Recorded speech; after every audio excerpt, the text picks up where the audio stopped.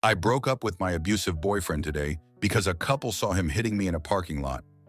I'm crying because this guy has been grooming me since I was 15. He was 20 at the time.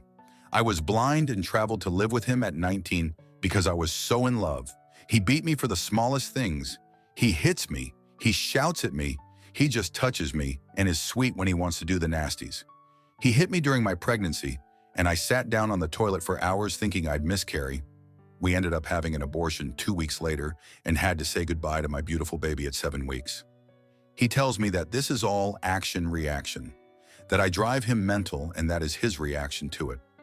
I am now 22 and him almost 27 of him. We were on vacation today and a couple saw him kicking me with shoes on in the middle of a parking lot. The woman shouted if I was okay, and the men ran to my boyfriend asking if he wants his ass beat. When the woman said, "Do you want my man to beat your ass?" It all changed. This is the kind of man I want, to help other people. Why does my man do the opposite and hits his girlfriend? I'm happy because it opened my eyes. I'm sad because this man was my whole life, and I don't know how to live alone 5,000 kilometers away from my family. I hope I will be happy, and I wish I could tell 19 Yomi that I'm so sorry that we stayed so long with an abuser and lost our first baby. If you're in the same situation, I'm so sorry. You will be ready when you feel ready. It might take years, but be easy with yourself. Update. A lot of people has asked if I come from an abusive household, and the answer is yes. That's why I stayed so long with him, I think. All thinking it's normal it'll stop because we come from 2 different countries and continents, so it's different. My parents were abusive to me and to each other. We stayed together. We are on vacation. He gave me his car keys and I've never seen him cry this much and wanted to unalive himself, and he's never threatened to do that. I tried to drag him back inside, but he is much taller, bigger, and stronger than me. Then I went home to get my phone to call the police ASAP because I didn't have it on me. He then called me and asked if I could stay on the phone because he missed me the second I went away. I begged him to come home, and I was consulting him, saying we will get professional help once we're back home. I'm reading all the comments with him sleeping next to me bed. It's once again that I'm unable to leave. I thought I could break this cycle, but what am I supposed to do? Live with the fact that he dies because of me? I'll look for professional help for us and him immediately. And I am so disappointed in myself. For once, I stood up for myself and was strong enough to leave. Now I'm all the way back to zero. The littlest argument we will have after this will end up in me leaving. I hope he will be in the right mind then. Now jump to another story. AITAH for not telling my fiancé that my late partner was a man. I, 29 mem, lost my fiancé 4 years ago in a car accident. He and I were both 25 at the time and had been together since we were 19. If soulmates are real, he was mine. He was stubborn. He preferred a way earlier bedtime than I did and was a major homebody, and I loved all of it.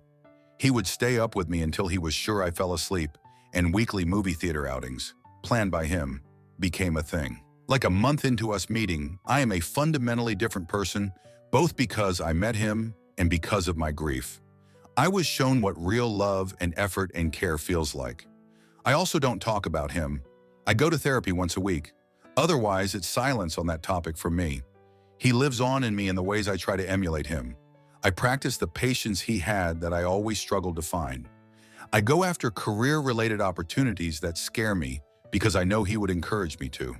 Sometimes I let myself stay in bed because I know he'd be gentle with me and let me do that too. But I don't talk about him, and I probably never will.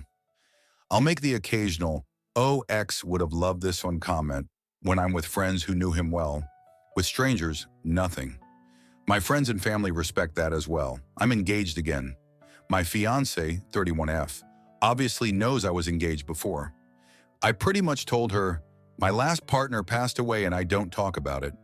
I don't use social media in really any capacity anymore, but she happened to stumble upon an old Instagram profile of mine recently and saw him heavily featured. This led to her accusing me of purposefully keeping this from her. I don't really see why his gender matters, and I told her so. She said I've broken her trust. Times like these are when I long for the life I was living before. but grief fucked up my brain, so I'm not sure if I'm being insensitive. Edit. She knew I am bisexual. The only thing she didn't know was that my fiancé was a man. Update. I figured I'd go ahead and post an update before I returned to my all-lurk, no-post, comment Reddit life. Yesterday, I had an emergency therapy session because I was spiraling and didn't feel prepared to tackle the upcoming conversation with my fiancé without one. It was hard but necessary, as I was finally honest about just how much I was compartmentalizing my grief. It laid the foundation for where I'd like to go moving forward. Now I have to put in the legwork.